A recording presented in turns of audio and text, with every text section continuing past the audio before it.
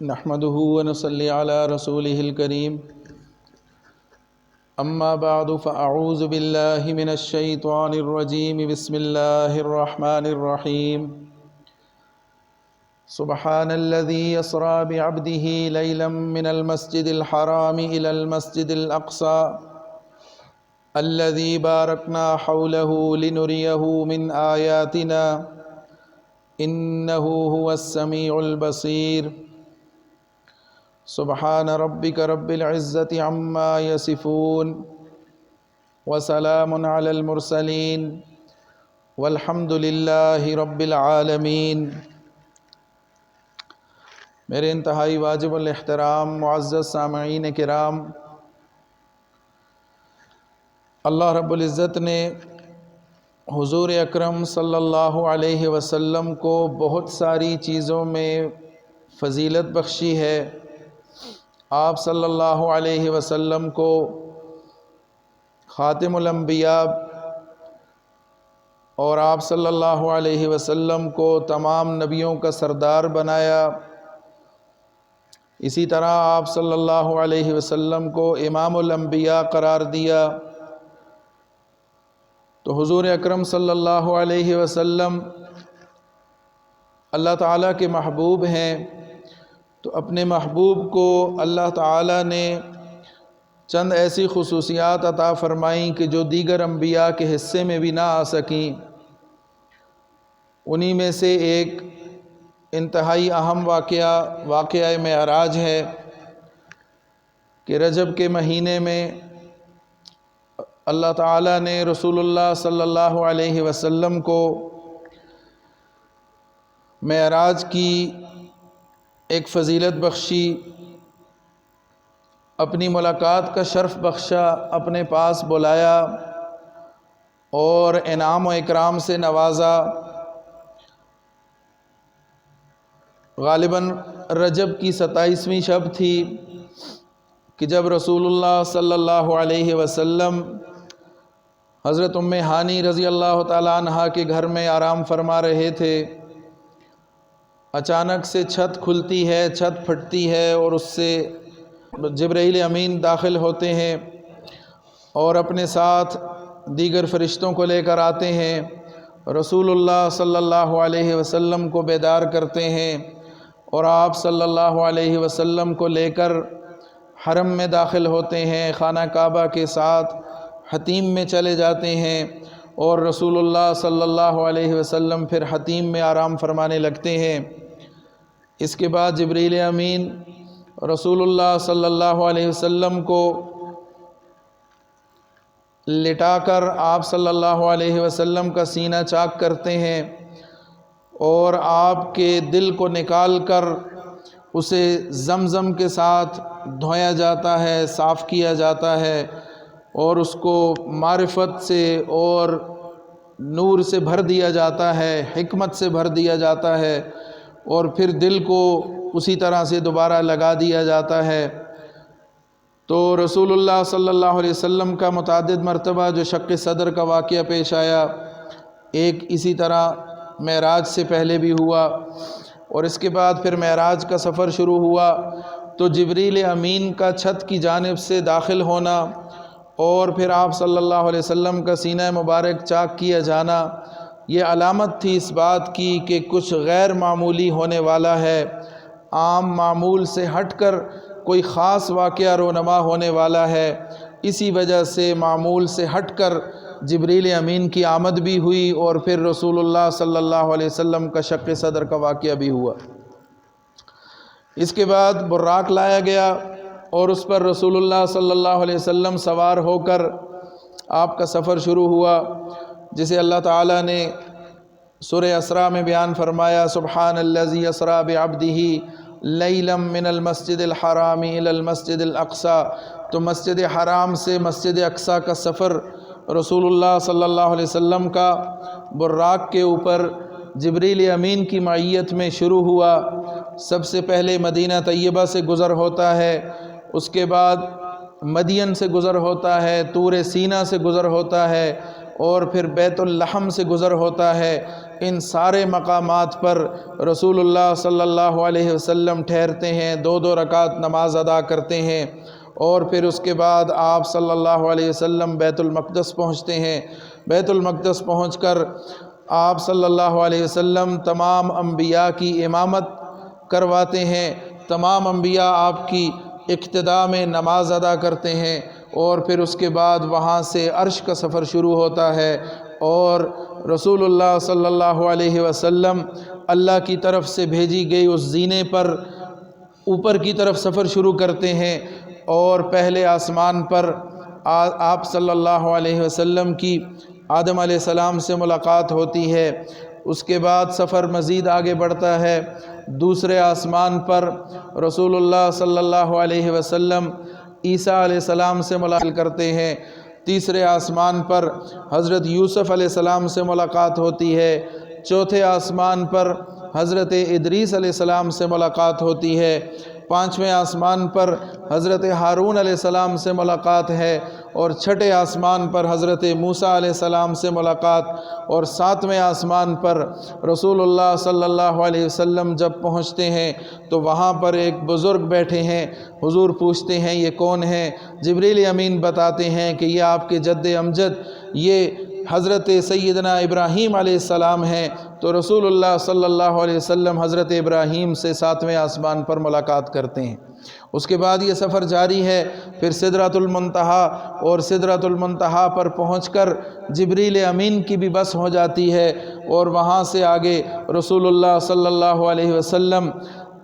تنہا سفر کرتے ہیں، اور اللہ تعالیٰ کے دربار میں حاضر ہوتے ہیں، درمیان سے سارے پردے ہٹتے ہیں، اور اللہ تعالیٰ کی رسول اللہ صلی اللہ علیہ وسلم اللہ کا دیدار کرتے ہیں، اور رسول اللہ صلی اللہ علیہ وسلم اللہ کے ساتھ ملاقات کا شرف حاصل کرتے ہیں، اور وہاں راز و نیاز کی باتیں ہوتی ہیں۔ پھر وہاں پر اللہ تعالیٰ اپنے دربار میں بلا کر اپنا قرب عطا فرما کے، اپنا دیدار نصیب کر کے رسول اللہ صلی اللہ علیہ وسلم کو چند تحفے عطا کرتے ہیں۔ ان میں سے سب سے پہلا تحفہ نماز کا تحفہ ہے، جو ہم پر 5 وقت میں، دن میں 5 اوقات میں نمازیں فرض ہیں۔ یہ تحفہ ملا رسول اللہ صلی اللہ علیہ وسلم کو معراج کے موقع پر۔ ابتدا میں 50 نمازوں کا حکم ملا، تو واپسی پر موسیٰ علیہ السلام نے رسول اللہ صلی اللہ علیہ وسلم سے فرمایا کہ آپ ان کو کم کروائیں، یہ 50 کا عدد زیادہ ہے۔ تو بار بار کم کرواتے کرواتے آخرکار نمازیں 5 رہ گئیں۔ تو اللہ تعالیٰ نے فرمایا کہ اب جو 5 نمازیں بھی اوقات کی پابندی کے ساتھ پڑھے گا، اہتمام کے ساتھ پڑھے گا، جماعت کے ساتھ پڑھے گا، تو وہ پڑھے گا 5 نمازیں، لیکن اس کو ثواب 50 نمازوں کا دیا جائے گا۔ تو یہ نماز کا تحفہ معراج کے موقع پر ملا۔ اسی کے ساتھ ساتھ سورہ بقرہ کی آخری آیات،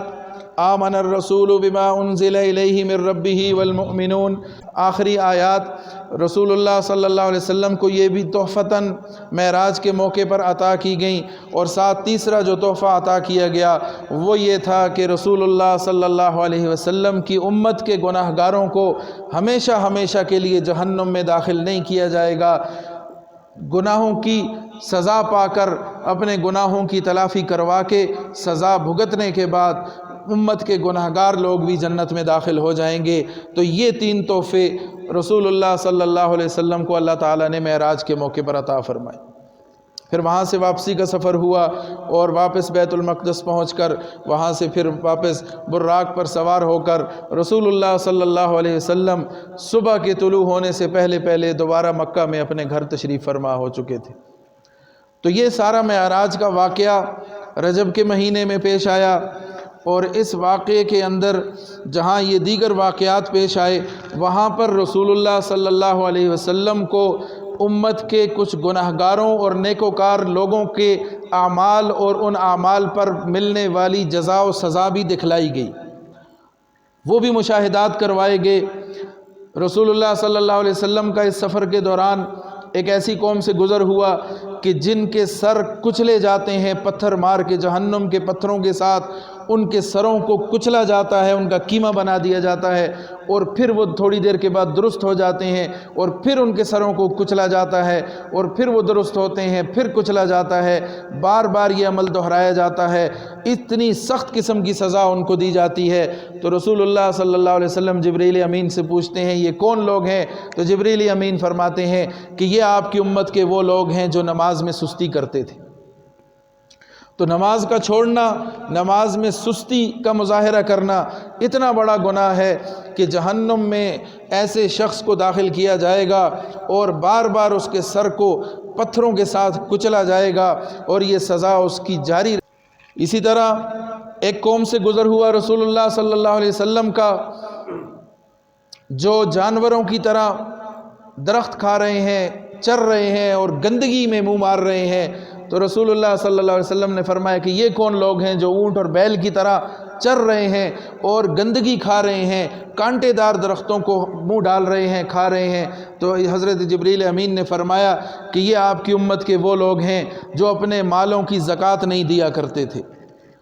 پھر ایک قوم سے گزر ہوا کہ جن کے پیٹ اتنے بڑھ چکے ہیں کہ جس طرح گھر یا کمرے کی صورت ہوتی ہے، اس طرح بڑے بڑے ان کے پیٹ ہیں، اور ان پیٹوں کے اندر سانپ اور بچھو بھرے ہوئے ہیں اور وہ اندر نظر آ رہے ہیں۔ حضور نے پوچھا یہ کون لوگ ہیں؟ تو آپ کو بتایا گیا کہ یہ آپ کی امت کے وہ لوگ ہیں کہ جو سود کھاتے تھے، سود خور لوگ ہیں، یہ ان کا انجام ہے۔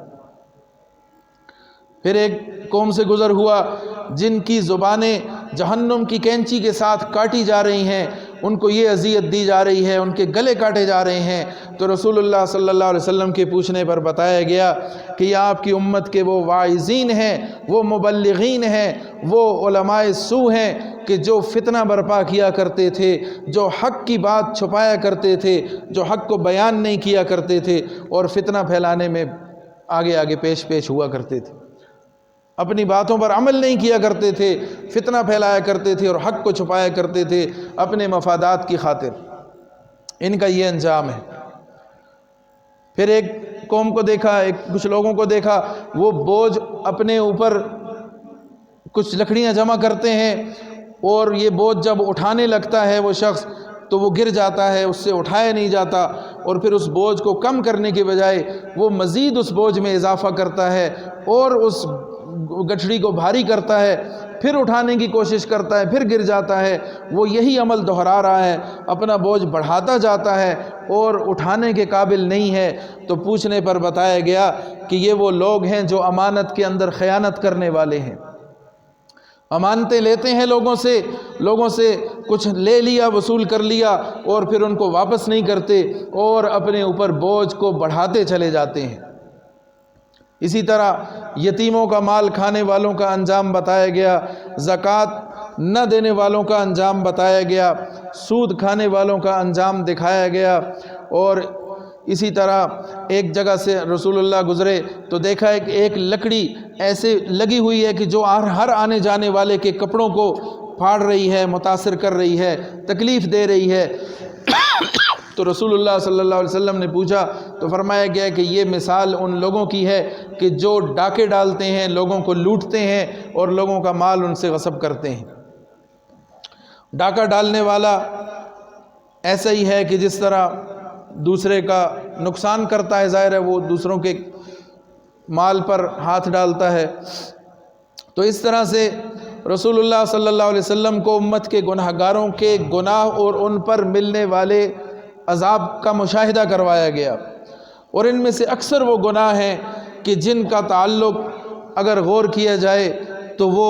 لین دین اور مالی معاملات کے ساتھ ہے، اور ان سارے معاملات کی جو جڑ ہے وہ دنیا کی محبت ہے، دنیا کی لالچ ہے۔ حضور نے فرمایا ایک روایت میں کہ مسلمان امت ایک وقت آئے گا کہ کفار ان پر چاروں طرف سے ٹوٹ پڑیں گے اور ان کو ایسے ترنے والا سمجھ کے کھائیں گے، ان کا برا حال کر دیں گے کہ جس طرح بھوکے دسترخوان پہ گرتے ہیں، کھانے پر ٹوٹ پڑتے ہیں۔ تو صحابہ نے پوچھا کہ اللہ کے رسول، کیا ہم تعداد میں اتنے کم ہو جائیں گے کہ یہ کفار ہم پر غالب ہو جائیں؟ فرمایا نہیں، تعداد بہت ہوگی، لیکن ایک وہن کی بیماری لگ جائے گی، اور وہ بیماری کیا ہے؟ حب الدنیا و کراہیت الموت، دنیا کی محبت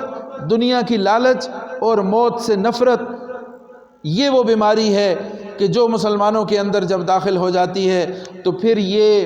تعداد میں کثیر ہونے کے باوجود دنیا بھر میں ذلیل اور رسوا ہو کے رہ جاتے ہیں۔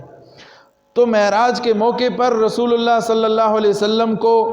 جو سزائیں بتائی گئیں اور ان سزاؤں جو جرم اور ان پر ملنے والی سزائیں دکھلائی گئیں، ان میں سے اکثر وہ سزائیں ہیں کہ جن کی وجہ کیا ہے؟ وجہ ان کی دنیا کی محبت ہے۔ زکوٰۃ نہ دینے والوں کا انجام بتایا گیا، سود کھانے والوں کا انجام بتایا گیا، یتیم کے مال کو ہڑپ کرنے والوں کا انجام بتایا گیا، اور اسی طریقے سے دیگر جتنے بھی معاملات دکھائے گئے ان کی بنیاد دنیا کی محبت اور دنیا کی لالچ ہے۔ دنیا میرے پاس جمع ہو جائے، دنیا کا مال و اسباب میں اکٹھا کر لوں، میں دنیا کما لوں، میں دنیا حاصل کر لوں، اسی کے پیچھے ہماری ساری محنت، ہماری ساری مشقت اور ہمارے سارے معاملات اسی کے ارد گرد گھومتے ہیں۔ ان واقعات سے ہمیں سبق لینا تھا، ان واقعات سے ہم نے سیکھنا تھا، لیکن انہی واقعات سے سیکھنے کے بجائے ہم نے اپنا ایک الگ سے ایک سلسلہ بنا رکھا ہے، اور ہم نے ان واقعات سے بجائے سبق حاصل کرنے کے اپنی ایک ترتیب بنا لی ہے۔ رسول اللہ صلی اللہ علیہ وسلم کو معراج نصیب ہوئی، معراج کے اندر نماز کا تحفہ ملا، معراج کے اندر بہت سارے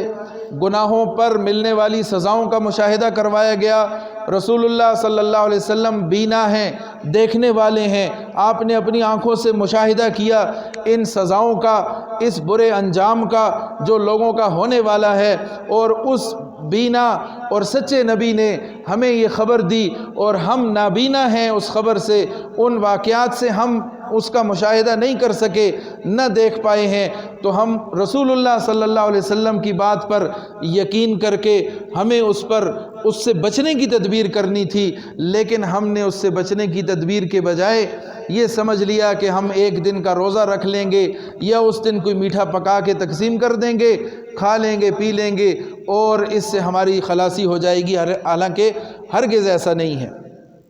حضور کو اللہ تعالیٰ نے معراج عطا فرمائی، اپنا قرب عطا فرمایا، اور وہ مقام عطا فرمایا کہ جو کسی اور انسان کو نہ عطا ہوا، کسی نبی کو وہ مقام نہ ملا۔ اتنا خاص مقام، اتنے اہم واقعے کے اندر ہم نے اس سے سبق نہ لیا، حالانکہ ہمیں اس سے سیکھنا چاہیے تھا، اپنی اصلاح کرنی چاہیے تھی، اپنے معاملات کو درست کرنا چاہیے تھا۔ دنیا کی محبت جو سب بیماریوں کی جڑ ہے، اس سے ہمیں بچنا چاہیے تھا، ہمیں دنیا کی محبت سے اجتناب کرنا چاہیے تھا، ہمیں آخرت کی فکر لگ جاتی، ہمیں آخرت کی فکر ہوتی، اس فکر کی بنا پر ہمارے معاملات درست ہو جاتے۔ یہ اس کا سبق تھا، یہ اس سے ملنے والا ایک سبق تھا کہ جو ہم حاصل نہ کر سکے۔ اللہ تعالی ہمیں اپنی اصلاح کی توفیق عطا فرمائے۔ ہماری آج ساری صلاحیتیں دنیا کے حصول کے لیے، دنیا کے چند ٹکوں کے لیے، دنیا کے فائدے کے لیے، اور دنیا کی رونق اور دنیا کی عیاشی حاصل کرنے کے لیے ہیں۔ ہمارے معاملات میں سب سے اولین ترجیح دنیا ہے، اور سب سے پہلی اور آخری ساری ترجیحات ہماری دنیا کے ساتھ خاص ہیں۔ ہم نے آخرت کو اپنے انجام کو بھلا دیا، آخرت کو بھلا دیا، اور رسول اللہ صلی اللہ علیہ وسلم نے جو ہمیں تعلیمات ہم تک چھوڑی تھیں، ہم تک پہنچائی تھیں، ان تعلیمات سے ہم نے روگردانی اختیار کر لی۔ آج ہم نے دنیا کے حصول کو اپنا مقصد بنا لیا، اور وہ دنیا کے جو ہم سے ہمیشہ چھوٹ جانی ہے، جو عارضی ہے، جو دھوکے کا گھر ہے، جو مچھر کا پر ہے، جو مکڑی کا جالا ہے، جس نے کسی کا ساتھ نہیں دیا، کسی کے ساتھ وفا نہیں کی، اس بے وفا دنیا اور اس بے وفا مال و دولت کے ساتھ ہم نے دل لگا دیا ہے، ہم نے اس کے ساتھ اپنے سارے معاملات کو اس کے ساتھ جوڑ رکھا ہے، اور ہم سمجھتے ہیں کہ ہماری کامیابی اس میں ہے، حالانکہ ہماری کامیابی اس میں ہرگز نہیں ہے۔ کامیابی اللہ اور اللہ کے رسول صلی اللہ علیہ وسلم کے احکامات کو ماننے میں ہے، رسول اللہ صلی اللہ علیہ وسلم کے بتائے ہوئے طریقے کو ماننے اور اس طریقے کو اپنانے میں ہے۔ اللہ تعالی ہمیں رسول اللہ صلی اللہ علیہ وسلم کی سچی اتباع نصیب فرمائے، اور رسول اللہ صلی اللہ علیہ وسلم کی زندگی سے ہمیں اللہ تعالیٰ سبق سیکھنے کی توفیق عطا فرمائے۔ اس معراج کے انتہائی اہم موقع پر اللہ تعالیٰ نے نماز کا تحفہ رسول اللہ صلی اللہ علیہ وسلم کو عطا کیا، اور آج ہم نے نماز ہی سے روگردانی اختیار کر لی۔ نماز کی پابندی ہم سے مشکل ہوتی ہے، اور ہمارے دنیاوی معاملات ہمارے لیے آسان سے آسان ہوتے چلے جاتے ہیں۔ وجہ کیا ہے کہ ہماری ترجیحات مختلف ہیں، ترجیحات کا سارا مسئلہ ہے، اور اگر ہماری ترجیحات درست ہو جائیں ہمارے معاملات بھی درست ہو جائیں گے۔ ہم اللہ اور رسول کی خاطر ان کے بتائے ہوئے طریقے کو اپنائیں گے تو یقیناً اللہ تعالی ہمیں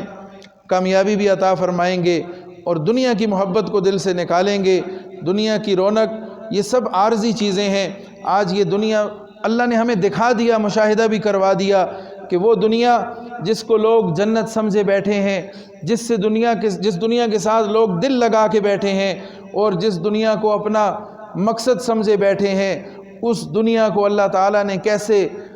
منٹوں کے اندر اور چند گھنٹوں کے اندر اس ساری دنیا کی رونق کو اللہ تعالیٰ نے اوپر نیچے کر کے دکھا دیا۔ آج امریکہ کے شہر آگ لگتی ہے، ہوائیں چلتی ہیں، اور باوجود ساری ٹیکنالوجی کے، باوجود ساری ترقی کے، باوجود سارے ساز و سامان کے، سارے وسائل ان کے پاس موجود ہیں، لیکن اس کے باوجود وہ سب فیل ہو جاتے ہیں، وہ سب ناکام ہو جاتے ہیں، اور اللہ تعالیٰ کی قدرت کے آگے کسی کا کوئی بس نہیں چلتا۔ ایک طرف مسلمانوں کو ان کے اوپر ظلم و ستم کے پہاڑ گرائے جاتے ہیں، انہیں گھر سے بے گھر کیا جاتا ہے، اور ان کے اوپر مظالم ڈھائے جاتے ہیں، اور دنیا خاموش تماشائی بن کے دیکھتی ہے، اور پھر اللہ تعالیٰ انہی کے اپنے گھروں کو ان کے آنکھوں کے سامنے، ان کی نظروں کے سامنے جلا کے راکھ کر دیتا ہے، اور وہ کچھ بھی نہیں کر سکتے۔ ایمان والے کے لیے تو دنیا بھی نعمت ہے اور آخرت بھی نعمت ہے، اور دنیا کا مل جانا بھی نعمت ہے، دنیا کا چھن جانا بھی نعمت ہے، زندگی بھی نعمت ہے، اور موت اگر شہادت کی شکل میں ہے تو موت بھی نعمت ہے۔ لیکن مسئلہ تو ان کفار کا ہے، ان غیر مسلموں کا ہے، کہ جن کے لیے سارا کچھ دنیا ہی دنیا ہے، اور وہی دنیا جب ان کی لٹتی ہے، جب وہی دنیا ان کی آنکھوں کے سامنے تباہ و برباد ہوتی ہے، تو پھر ان کی تکلیف کا کیا عالم ہوگا۔ کل تک جو لوگ خوشیاں مناتے تھے، جو اسرائیل کا ساتھ دیا کرتے تھے، جو ان کی حمایت کا دم بھرتے تھے، آج وہ اپنے نقصان کے اوپر ماتم کر رہے ہیں، آج وہ رو رہے ہیں۔ اللہ تعالیٰ سب کے لیے آسانی کا معاملہ فرمائے۔ اللہ تعالیٰ کی قدرت ہے، اللہ تعالیٰ کا ایک نظام ہے، اللہ تعالیٰ کا ایک طریقہ کار ہے کہ اللہ تعالیٰ بعض دفعہ اپنی قدرت کی نشانیاں دکھا دیتے ہیں کہ تم اگر یہ سمجھتے ہو کہ تم نے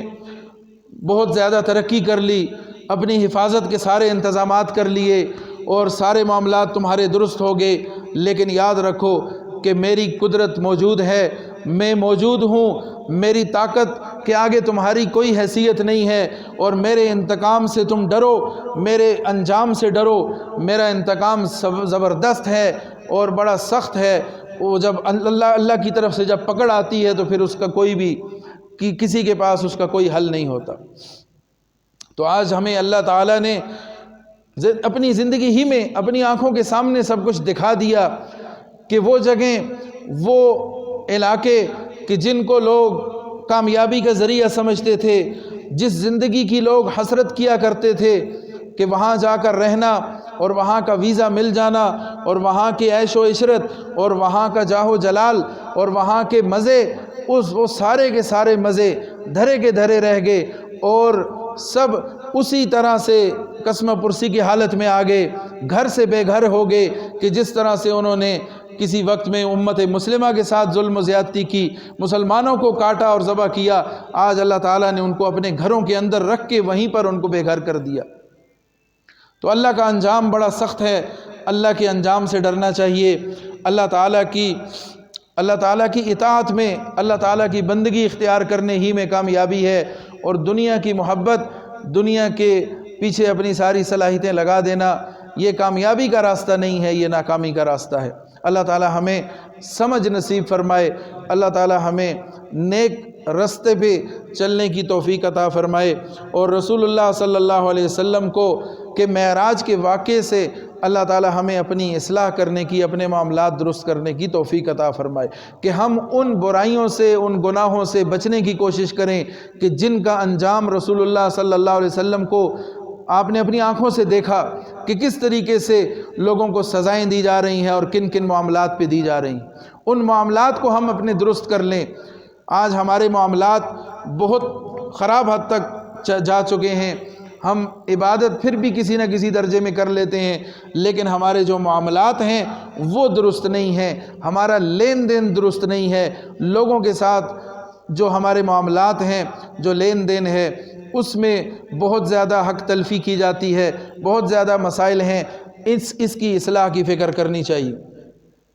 کسی کا مال کھا لینا، کسی کا مال ہضم کر جانا، قرض لے کر واپس نہ کرنا، امانت میں خیانت کرنا، قرض پر سود لینا، اور اسی طرح سے دیگر لین دین کے معاملات میں کمی کوتاہی، یہ بہت بڑا گناہ کا باعث ہے، اللہ کے عذاب کو دعوت دینے والے یہ سارے اعمال ہیں۔ اللہ تعالی ہمیں ان اعمال کی درستگی کرنے کی توفیق عطا فرمائے، اور اللہ تعالی ہماری اصلاح فرمائے کہ ہمارے معاملات درست ہو جائیں، ہماری عبادات درست ہو جائیں، اور ہم رسول اللہ صلی اللہ علیہ وسلم کی سنتوں کے مطابق زندگی گزارنے والے بن جائیں۔ اللہ تعالی ہمیں عمل صالح کی توفیق عطا فرمائے۔ وآخر دعوانا ان الحمد للہ رب العالمین۔